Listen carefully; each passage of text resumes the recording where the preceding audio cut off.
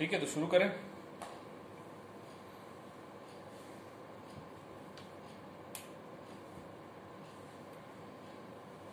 ठीक है, तो आज क्या देखना है हमको?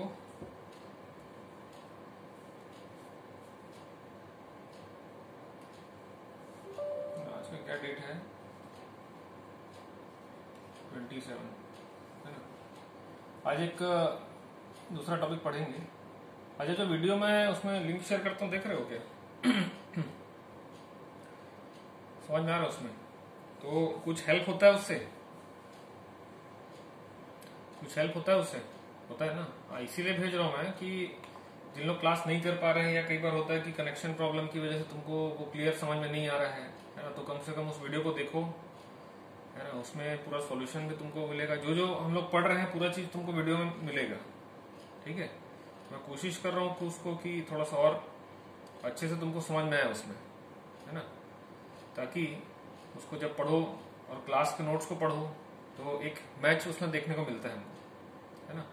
तो मैचिंग हो जाता है एक हिसाब से, तो हमको उसमें ज़्यादा दिक्कत नहीं होती फिर। ठीक है, इस तरीके से। तो आज जो हमको देखना है इसमें वो है practical applications of Bernoulli's equation, है ना। तो क्या देखेंगे हम लोग? प्रैक्टिकल एप्लीकेशन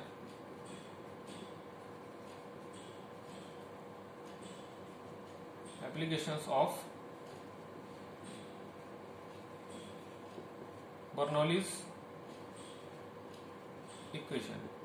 बर्नौलीज इक्वेशन बोलो चाहे बर्नौलीज थ्योरम बोलो, ठीक है। इसके प्रैक्टिकल एप्लीकेशंस देखेंगे, ये भी तुम्हारे सिलेबस में है और इससे रिलेटेड जो चीज रहता है वो भी इसमें पूछा जाता है। ठीक है, तो प्रैक्टिकल एप्लीकेशन अगर हम लोग देखें इसका, तो जितने टाइप के इसमें प्रॉब्लम्स होते हैं, है ना, रिलेटेड टू इनकम्प्रेसिबल फ्लो, है ना, where there is involvement of any energy consideration, but here we will discuss the application of the following measuring devices. ठीक है, जो मेजरिंग डिवाइसेस होते हैं मेजरमेंट के लिए जो यूज होते हैं उसके बारे में हम लोग बात करेंगे। तो अगर इसके एप्लीकेशन वाइज जाए तो इसमें हम लोग जो मेजरिंग डिवाइस यूज करते हैं, ठीक है, that is one of the most measuring device, measurement device of the rate of flow. ठीक है, तो एक होता है वेंचुरी मीटर। ठीक है, बहुत इंपॉर्टेंट है ये वेंचुरी मीटर। ठीक है, और होता है ओरिफिस मीटर। ठीक है, रोटामीटर।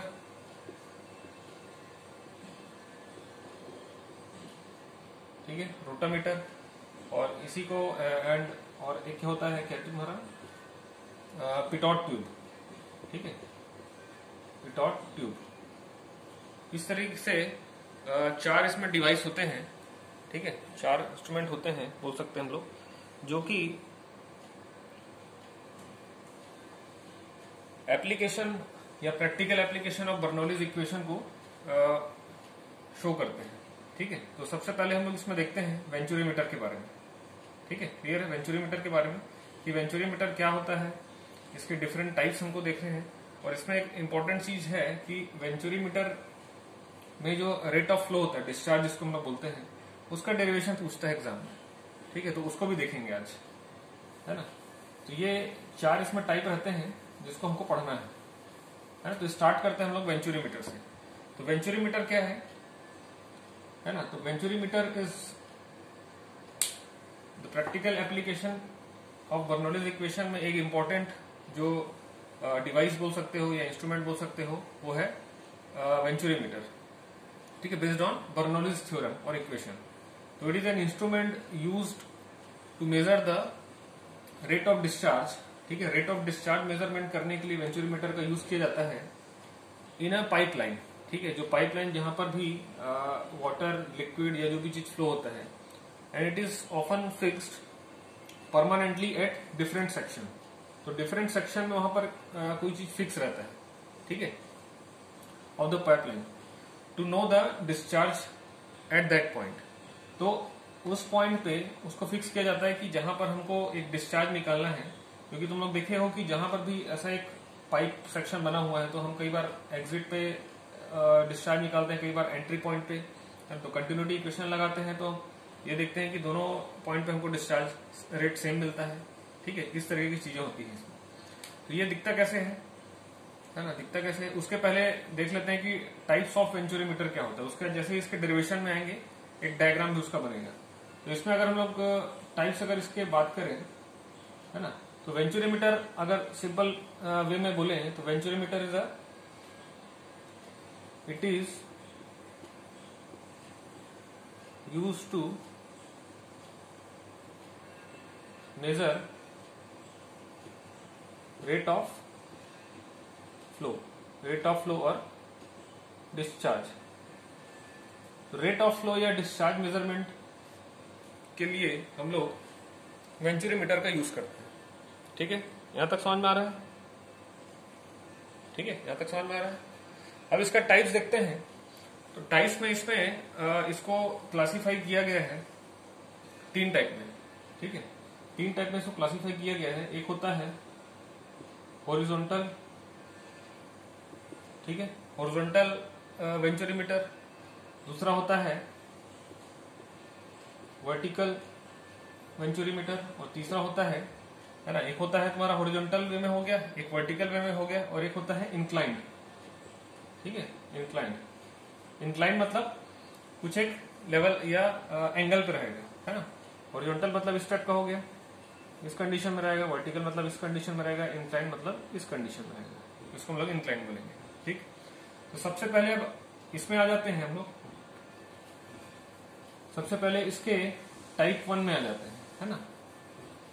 तो टाइप में जब देख रहे हैं तो हॉरिजॉन्टल टाइप में क्या होगा।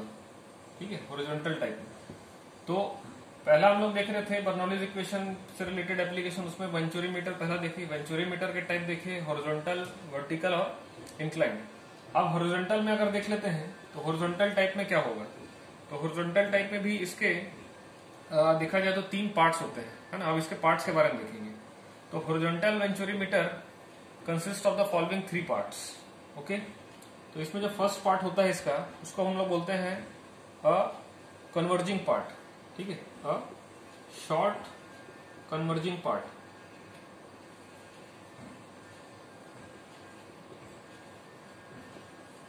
ठीक है, कन्वर्ज करना मतलब एरिया को कम करना। ठीक, सेकंड होता है इसमें थ्रोट सेक्शन। ठीक है, ये पूरा भी जो एक्सप्रेशन हम लोग डिराइव करेंगे उसमें आएगा। और तीसरा होता है डाइवर्जिंग पार्ट।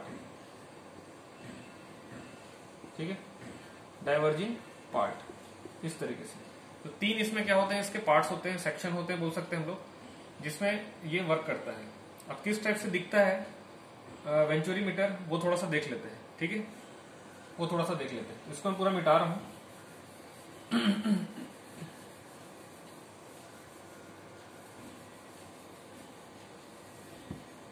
ठीक है, तो एक्सप्रेशन हमको डिराइव करना है एक, है ना। किसका एक्सप्रेशन, तो एक्सप्रेशन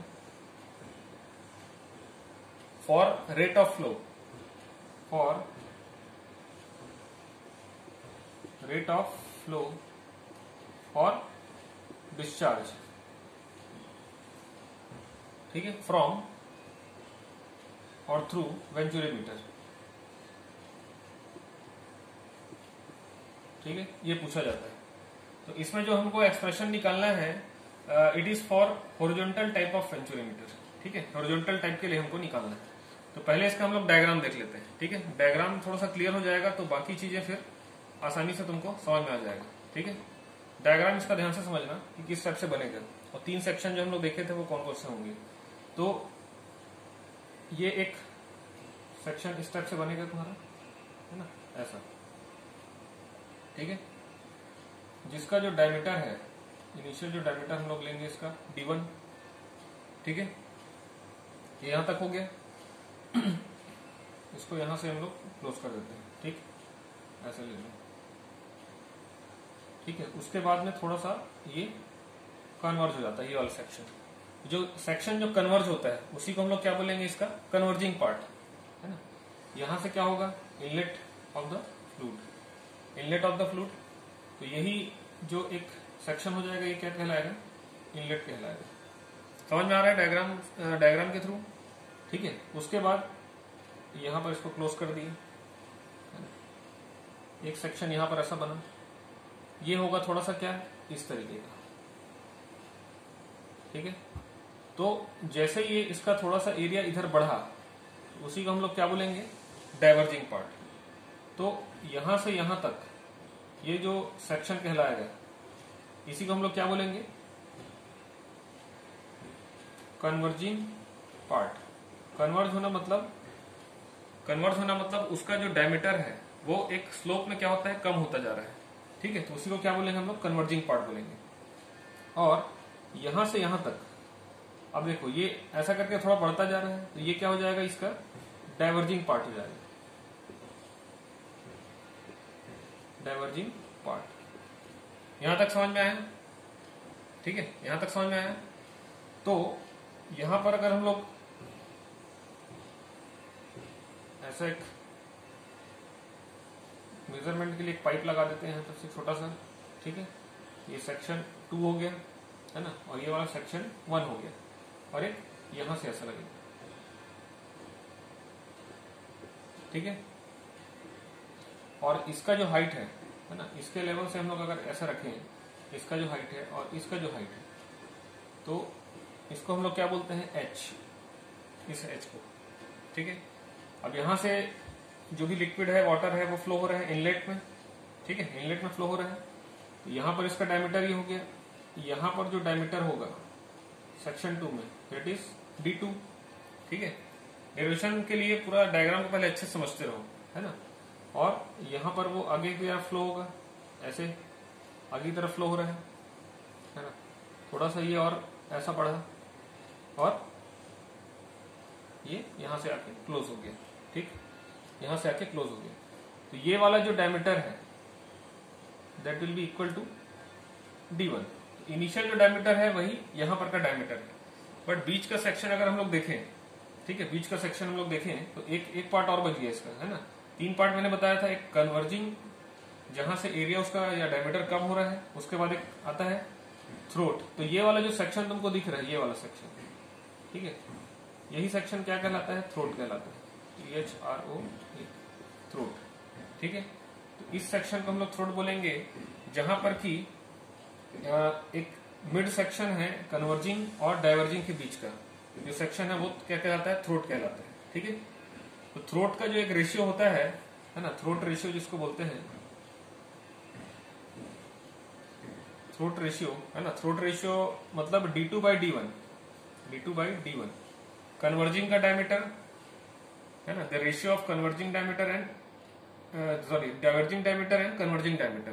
तो ये वेरी करता है, इसका एक वैल्यू होता है 1/4 से 3/4 के बीच में वेरी करता है, ठीक है, इस तरीके से। ये डायग्राम समझ में है, और ये फिर वाटर यहां से एग्जिट हो जाएगा, ठीक है, यहां से एग्जिट हो जाएगा। तो अब यहां पर हमको क्या निकालना है, रेट ऑफ फ्लो निकालना है, रेट ऑफ फ्लो निकालना है इस पूरे पर्टिकुलर डायग्राम और इस कंडीशन के लिए। यहां तक समझ में आ रहा है सबको, डायग्राम समझ में आया, ठीक है। अब इसमें देखते हैं जो भी चीज हमारे यहां पर जो टर्म्स आए हैं उसके बारे में थोड़ा सा देख लेते हैं, टर्म्स के बारे में, ठीक है। तो टर्म्स के बारे में जब देखेंगे तो तुमको यहां पर एक वेंचुरीमीटर तुमको दिख रहा होगा इन हॉरिजॉन्टल पाइप, ठीक है, हॉरिजॉन्टल पाइप में through which a fluid is flowing, ठीक है। अब इसी में मैं बताते जाऊंगा तुमको क्या क्या जो चीज है हमारे पास में। तो डायमीटर एट इनलेट और एट सेक्शन, ठीक है, और एट सेक्शन क्या है, D1 है, ये दिया हुआ है डायमीटर इनलेट के लिए। एरिया ऑफ इनलेट क्या हो जाएगा, एरिया ऑफ इनलेट क्या हो जाएगा हमारे पास में, है ना। डायमीटर तुम्हारा कितना है, D1 डायमीटर है, ठीक है, एरिया A1, ठीक है, एरिया A1। तो एरिया कैसे निकालेंगे, π/4 D1 square, that is the area. Pressure at section 1, ठीक है, प्रेशर एट सेक्शन 1 कितना हो जाएगा, प्रेशर एट सेक्शन 1 P1, ठीक है। करस्पॉन्डिंग सेक्शन वैसे हमको लेना है। और velocity of fluid x at section 1, velocity of fluid x section 1 कितना हो जाएगा, V1, ठीक है। यहां तक तो दिक्कत नहीं किसी को, है ना, यहां तक तो दिक्कत नहीं है, ठीक है। And corresponding values at section 2, corresponding values at section 2। क्या क्या हो जाएगा यहाँ पर सेक्शन 2 में अगर हम लोग बात करें तो सेक्शन 2 में बात करें तो diameter is D1, diameter is D2, area is A2। ठीक है, एरिया क्या हो जाएगा A2 है ना, और प्रेशर इधर P2 और वेलोसिटी जो रहेगा यहाँ पर V2। ठीक है, करस्पॉन्डिंग वैल्यूज एट सेक्शन 2। यहां तक तो किसी को दिक्कत नहीं है।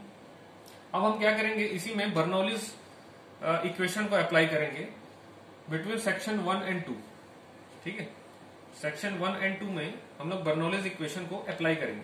तो यहां पर अगर हम लोग देखें तो तुमको जो लेवल है, since the pipe is horizontal, तो पाइप जब हॉरिजॉन्टल है तो ये वाला जो लेवल हमको मिलेगा है ना, ये जो लेवल हमको मिलेगा ये तो बराबर है।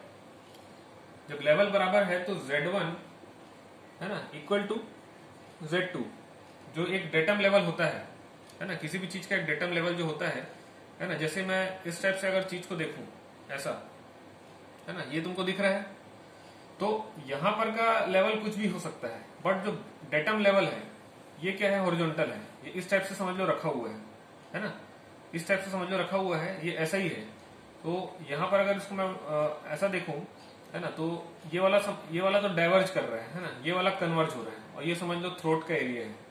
ठीक है, जस्ट ये डस्टर टाइप का, और हॉरिजॉन्टल सरफेस इसमें रखा हुआ है, तो ये वाला जो सरफेस है ये पूरा क्या है, हॉरिजॉन्टल है। तो यहाँ पर अगर हम लोग Z1 Z2 की बात करें तो दोनों इक्वल हो जाएंगे, या दोनों का डिफरेंस भी क्या होगा, 0 के बराबर होगा। समझ में आ रहा है ना, इस तरीके से जब इसमें हम लोग बर्नौलीज इक्वेशन अप्लाई करेंगे। ठीक है, इसको मैं मिटा रहा हूं डायग्राम को, फिर हम लोग एक्सप्रेशन में आते हैं। ओके,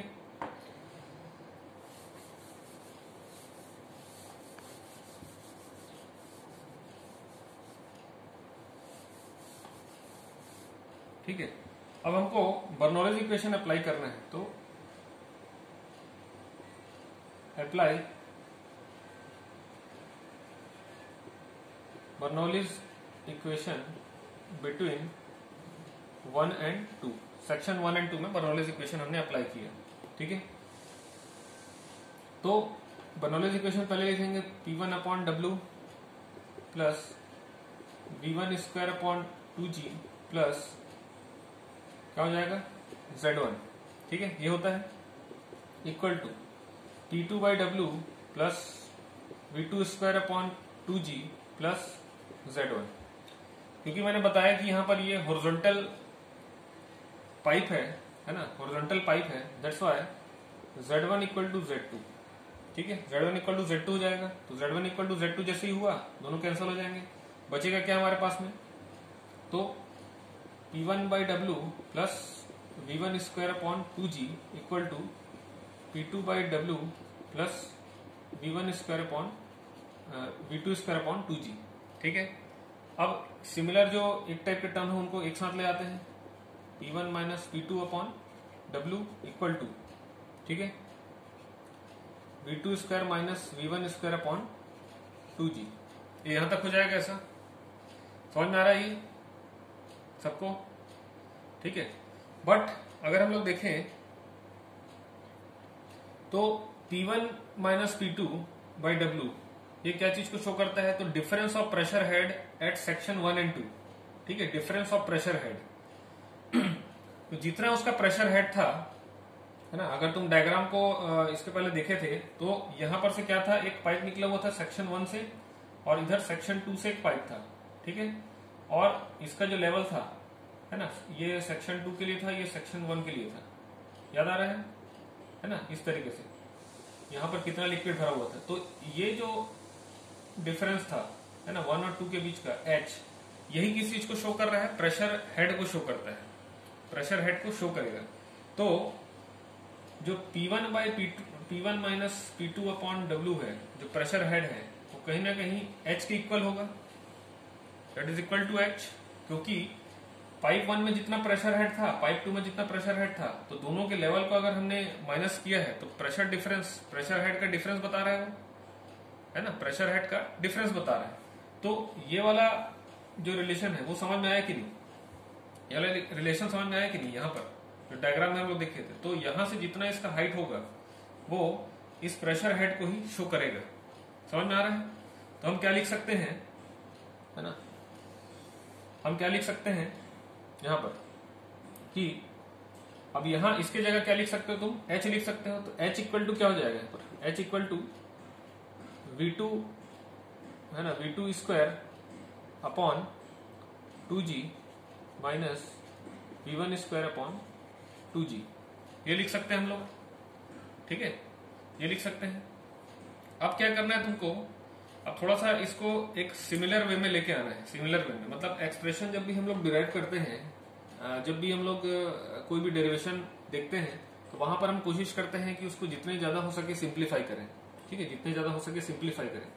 तो सिंप्लीफाई करने के लिए हम एक टर्म को दूसरे टर्म में रिलेट करते हैं, ठीक है। उसी तरीके से हम लोग यहाँ पर क्या कर सकते हैं, तो सेक्शन 1 एंड 2 इसके बीच में हम लोग अगर कंटिन्यूटी इक्वेशन अप्लाई कर दें, ठीक है, कंटिन्यूटी इक्वेशन अगर अप्लाई कर दें तो क्या होगा, ठीक है, इसको मैं मिटा रहा हूं।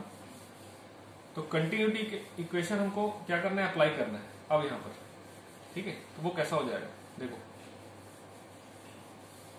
अप्लाइंग कंटिन्यूटी इक्वेशन, ठीक है, ठीक है, बिटवीन 1 एंड 2, 1 एंड 2 में कंटिन्यूटी इक्वेशन अप्लाई करेंगे तो क्या होता है, a1 v1 equal to a2 v2, समझ में आया। यहां से तुम v1 की वैल्यू निकाल लो, तो v1 की वैल्यू निकालोगे तो क्या हो जाएगा, a2 v2 अपॉन a1, ठीक है, a2 v2 अपॉन a1। अब जो इसके पहले जो इक्वेशन आया था, ठीक है, इसके पहले जो इक्वेशन आया था कौन सा हमारे पास में, h इक्वल टू, है ना, h इक्वल टू क्या आया था, तो v2 square upon 2g minus v1 square upon 2g, ये था हमारे पास इसके पहले जो इक्वेशन आया था। अब यहां पर तुम v1 की वैल्यू को रख दो, ठीक है, put the value of v1 here, तो क्या होगा, तो h equal to v2 square upon 2g minus, ठीक है, v1 की जगह हमको रखना है क्या, a2 v2 अपॉन a1, है ना, क्योंकि ये स्क्वायर में है, होल स्क्वायर हो जाएगा, होल डिवाइड बाय 2g। यहां तक समझ में आया क्या, यहां तक समझ में आया सबको, ठीक। अब इसमें कॉमन टर्म जो है वो हम बाहर निकाल लेते हैं, कॉमन टर्म क्या है, ठीक है, तो v2 स्क्वायर अपॉन 2g ये बाहर निकल सकता है, दोनों में है, तो v2 स्क्वायर अपॉन 2g ये बाहर निकाल लिया हमने, बचा क्या यहाँ पर, तो 1, है ना, ये पूरे टर्म को बाहर निकाल लिया, तो 1 बचा, 1 माइनस अंदर क्या बचेगा, v2 स्क्वायर अपॉन 2g बाहर निकल गया, तो a2 square upon a1 square ये बचेगा। तो यहां क्या लिख सकते हैं, a2 square upon a1 square, ये समझ में आया क्या, a2 square upon a1 square, ठीक है। अब इसको थोड़ा सॉल्व करेंगे, इसको थोड़ा सॉल्व करते हैं, तो h इक्वल टू, अब इसको क्या करो, इधर मल्टीप्लाई कर दो, है ना, तो क्या बचेगा ये, तो h इक्वल टू क्या हो गया, v2 स्क्वायर अपॉन 2g, है ना, a1 square minus a2 square upon a1 square, ये हो गया, ठीक है, ये हो गया। अब हमको वेलोसिटी एक्चुअल में निकालना है, ठीक है, वेलोसिटी अगर निकल जाता है हमारे पास तो हम उसमें एरिया का मल्टीप्लाई करेंगे और डिस्चार्ज निकल आएगा। हमको फाइनली क्या निकालना है, रेट ऑफ फ्लो, ये ध्यान में रखना है, रेट ऑफ फ्लो या डिस्चार्ज। और रेट ऑफ फ्लो या डिस्चार्ज, है ना, जो Q होता है वो Q क्या होता है, A इंटू वी, है ना, किसी भी सेक्शन के लिए A इंटू वी, तो A इंटू वी का मल्टीप्लीकेशन निकालना है।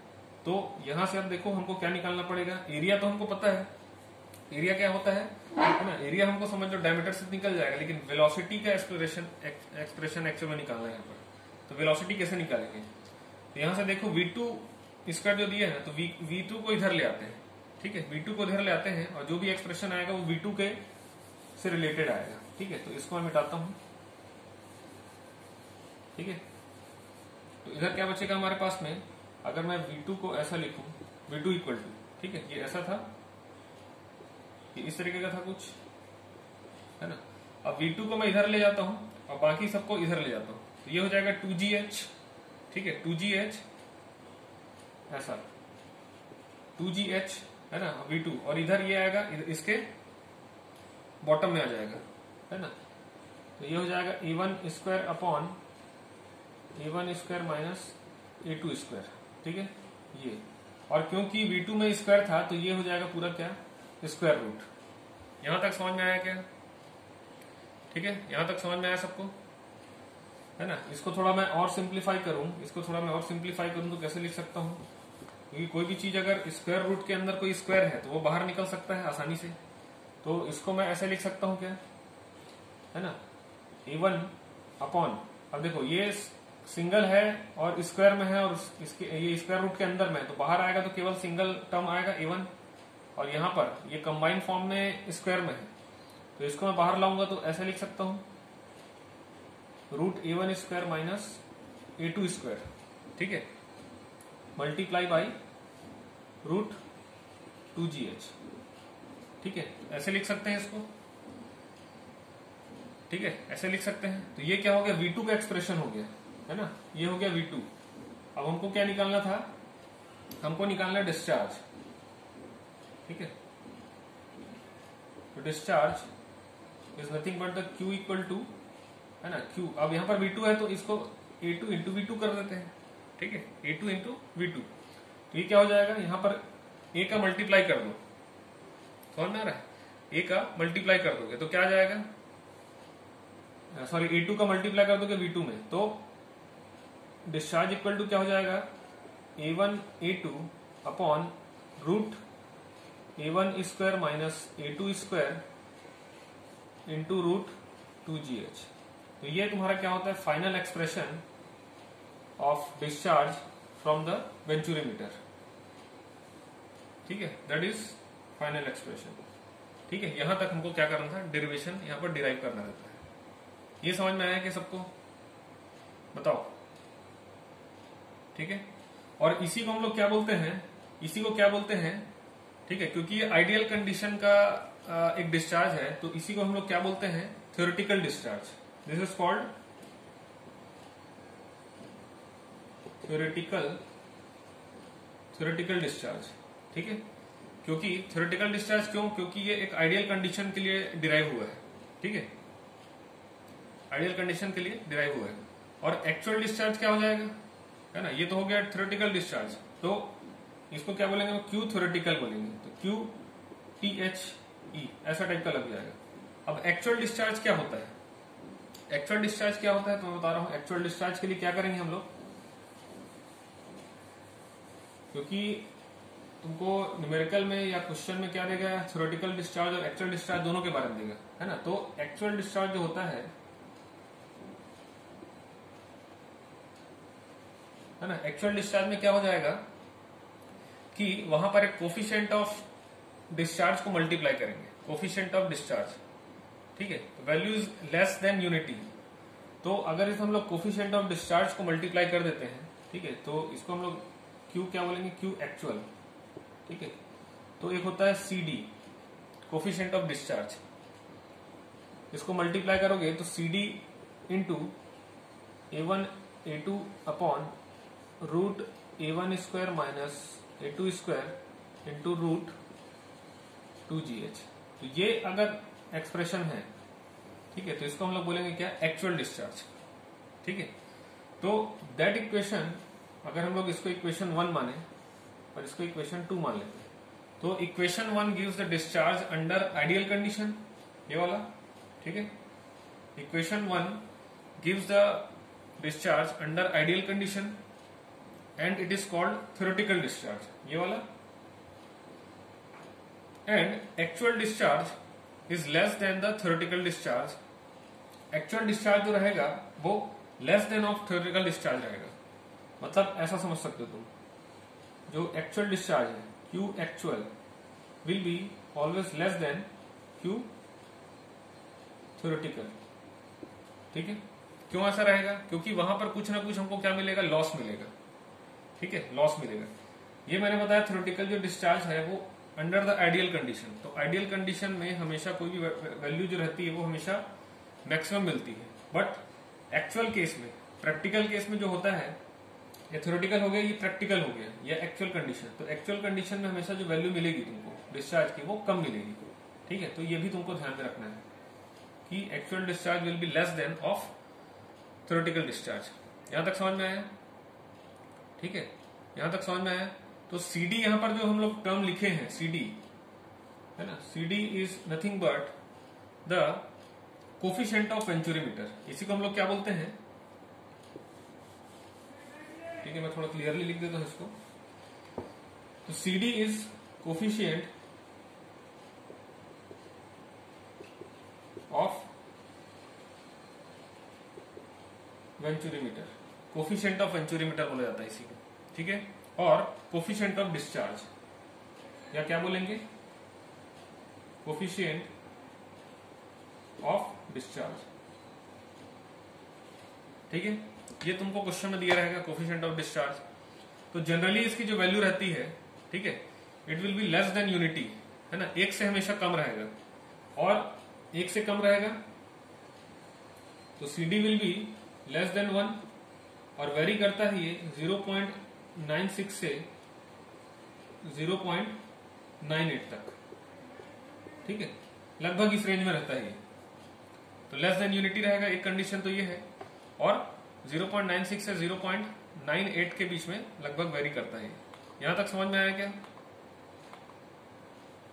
ठीक है। तो due to variation of CD, है ना, due to variation coefficient of venturimeter क्योंकि वेरी करता है इसलिए this is not useful for very low velocity, है ना। बहुत कम वेलोसिटी के लिए इसको हम लोग यूज नहीं करते वेंचुरीमीटर को। जहां पर हाई वेलोसिटी की रिक्वायरमेंट है, हाई वेलोसिटी का जो फ्लो है अगर वो हमको मिल रहा है ना, फ्लो वेलोसिटी इसकी बहुत हाई है, उस कंडीशन में हम इसका यूज करते हैं। ये समझ में आया यहां तक? ठीक है, ये चीज समझ में आया? ठीक है। तो that is all about the expression for rate of flow और डिस्चार्ज फ्रॉम द वेंचुरीमीटर। ठीक है, तो ये जो है ये काफी इंपॉर्टेंट हो जाता है ना, ये कई बार पूछा हुआ है एग्जाम में। ठीक है, derive the expression for rate of discharge for the venturimeter. तो यहां तक तुमको करना है, बहुत इजी है ना, ज्यादा कुछ टफ नहीं है इसमें। हमने कहां से स्टार्ट किया? बर्नौलीज इक्वेशन से स्टार्ट किया है और कंटिन्यूटी इक्वेशन लगाया है।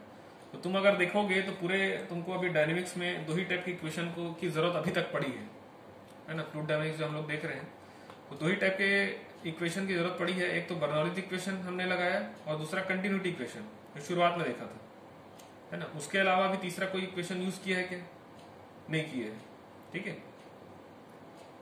है ना। और कोई इक्वेशन यूज किया क्या इसमें? नहीं किया, अभी तक तो नहीं किए हैं। ठीक, तो यहां तक सबको क्लियर है ना, यहां तक सबको क्लियर है?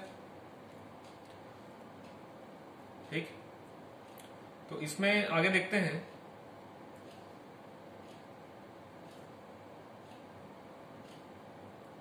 ठीक है,